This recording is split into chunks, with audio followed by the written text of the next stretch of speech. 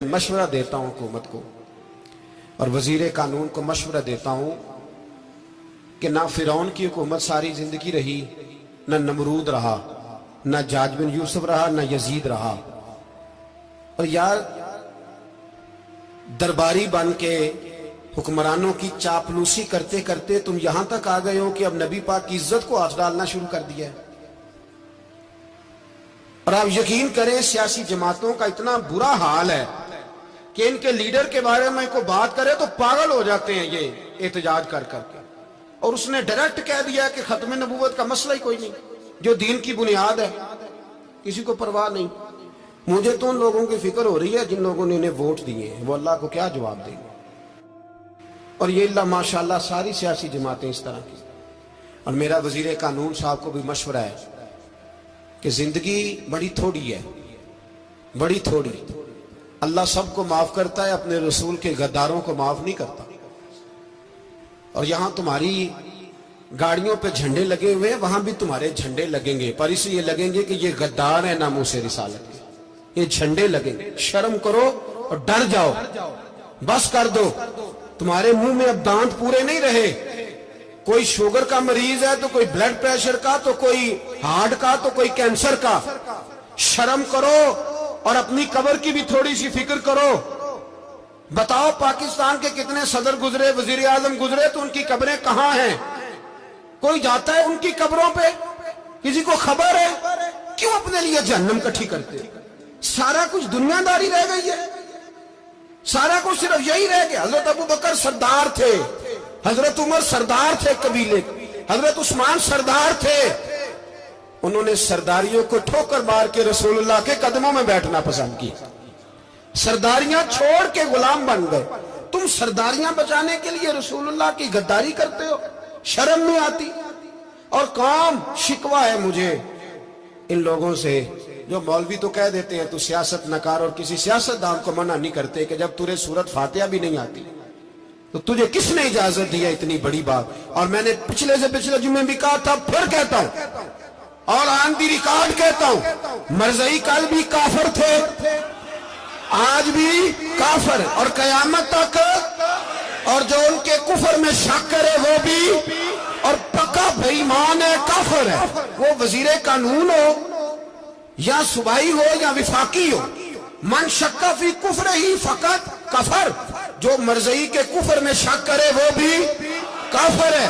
हमारे रसूल आखिरी रसूल है। हम किसी को ये इजाजत नहीं देंगे कि वो खत्म नबूवत में रखड़ा डालने की कोशिश करे।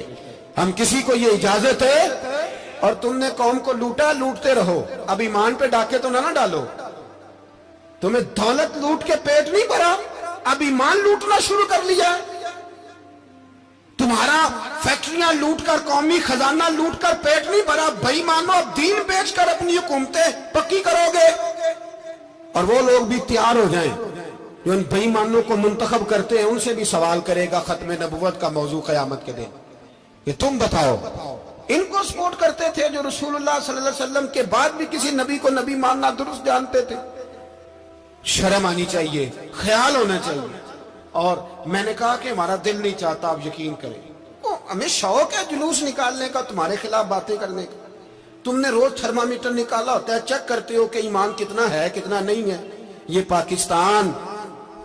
पाकिस्तान अगर सूबा सिंध है तो हजरत अब्दुल्ला शाह गाजी का है, अगर बलोचिस्तान है तो हजरत बाबा अब्दुल रहमान का है, और अगर पेशावर है तो वो सूफिया का है, और अगर ये धरती पंजाब है तो ये दाता अली अजमेरी की है, ये बाबा फरीदुद्दीन की है। इसमें किसी गद्दार को कब्जा करने की इजाजत बिल्कुल नहीं मिलेगी। और हम वो लोग भी नहीं जो चुप करके अंदर सोते रहे, कौम जो करती है करती रहे, हमें परवाह नहीं। ना, ऐसी कोई बात नहीं। कोई बंदा ना समझे कि इन्हें होश नहीं, इन्हें पता नहीं, हमें सारा कुछ ही आता है। फिर अगर कल को कोई मुमताज कादरी पैदा हो गया तो शिकवा ना करना। कल को फिर से आमर चीमा निकल आया तो शिकायत ना करना, याद रखना।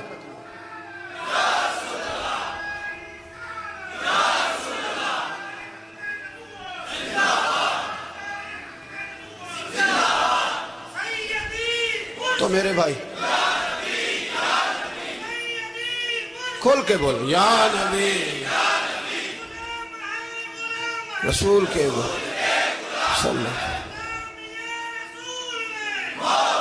تو یہ مشورہ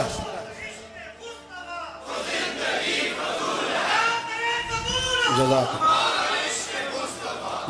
تو یہ تمہیں مشورہ ہے.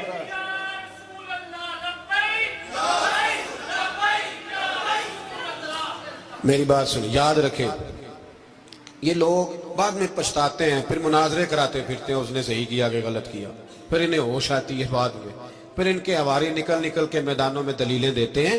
اس لیے ہمارا مشورہ ہے انہیں کہ یہ اپنی حد میں رہیں، اور جو کام تمہارے ذمہ، میں نے کہا نا تم نے بڑا لوٹا، یہ قوم روز تمہیں موقع دیتی ہے لوٹنے کا، یہ موقع دیتی ہے، تو تم نے دولت لوٹ کے پیٹ نہیں بھرے، اب ایمان لوٹنے کے چکر میں آ گئے ہو.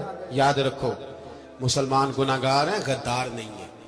تمہیں دولت لوٹنے کا تو شاید موقع مل گیا ہے، پر ایمان لوٹنے کا موقع نہیں ملے گا. تو اس لیے اس کو لگام دو. اور ویسے بھی کتا جو پالتو ہوتا ہے نا، اس کو گھر کے اندر سنگلی سے باندھ کے رکھنا چاہیے. یہ تمہارے بوٹ چاٹتے ہیں، بھونکتے ہیں، تمہارے حق میں وزارتیں لیتے ہیں. ہم نے تو کوئی وزارت نہیں لی تم سے، اور نہ ہمیں شوق ہے. اس لیے کہ ممبری کیا کرنی ہے جس کو ممبر رسول عطا کر دیا جائے؟ اس نے کیا کرنی ہے یہ ممبریاں جس کو پکا ممبر رسول دے دیا جائے؟ تو اس لیے اس سے باہر آؤ. میں نے کہا بڑے بڑے نمرود، فرعون، قارون دفن ہے، تمہارا بھی نام تک نہیں ہوگا، بالکل نام نہیں ہوگا. اس لیے ہمارا مشورہ، اور آپ لوگ بھی آئیں نا یہ اگلے سال، تو ان کو کھڑا کر کے پوچھ لینا، اسلامی جمہوریہ پاکستان کا تم نے ایم پی ایم نے بننا ہے، پہلا کلمہ ہی صحیح سنا دو. چلو خدا کا واسطہ یہی بتا دو کہ تمہیں نماز بھی ڈھب سے آتی ہے کہ نہیں. اور آپ کی موج ہے، آپ بٹھا لیتے ہیں سر پہ، کیا کریں، سمجھانے والے مفت گناہگار ہو گئے اور بہکانے والے سب تمہارے یار ہو گئے. اس لیے یہ چھیڑتے ہیں جان بوجھ کے. اور پھر جب کوئی ممتاز قادری علیہ رحمہ پیدا ہوتے ہیں، پھر انہیں دشواری ہوتی ہے، پھر ان کا جینا مشکل ہو جاتا ہے. یہ موقع دیتے ہیں، پتہ نہیں کس کے ایجنڈے پہ عمل کر رہے ہیں. میرا سوال یہ ہے، میں نے پچھلے جمعے پھر میرا سوال ہے کہ میں پوچھتا ہوں، اس آدمی کو ضرورت کیا ہے ختم نبوت پر بات کرنے؟ جب امت مسلمہ کے متفق کا فیصلہ ہے کہ مرزائی کافر، اسمبلی نے بل پاس کر دیا کہ مرزائی، ان کو اقلیت قرار دے دیا، اور جب سے وہ اقلیت بنے، نہ ہم نے ان کی عبادت گاہ جلائی، نہ ہم نے ان کو قبروں سے نکالا، نہ ہم نے، بس ٹھیک ہے جیسے عیسائی رہتے ہیں، یہودی سے کس ملک میں رہتے ہیں وہ بھی رہے، اقلیت بن کے رہے، کوئی اعتراض. پر تم انہیں کھینچ کے کیوں قریب کرتے ہو؟ تمہارا کیا جرانہ ہے ان کے ساتھ؟ بتاؤ تو صحیح. ان لوگوں سے ان کو چاہیے اپنے منہ میں لگام ڈالیں، اور اگر نہیں ڈالیں گے پھر انشاءاللہ ڈالی جائے گی، اور بڑی تگڑی ڈلے گی، اور پھر ایسی ڈلے گی. سلمان تاثیر جب مرا تھا نا، تو 5-5 لاکھ روپیہ مولویوں کو آفر کی جنازہ پڑھاؤ، 5-5 لاکھ روپیہ چھوٹے چھوٹے مولویوں کو. اور داتا صاحب کی مسجد کے خطیب بھی صوبائی جو تھے، وہ خطیب تھے، ملازم تھے، انہوں نے کہا کہ ایمان نہیں بیچنا، نکالنا ہے نوکری سے تو نکال دو.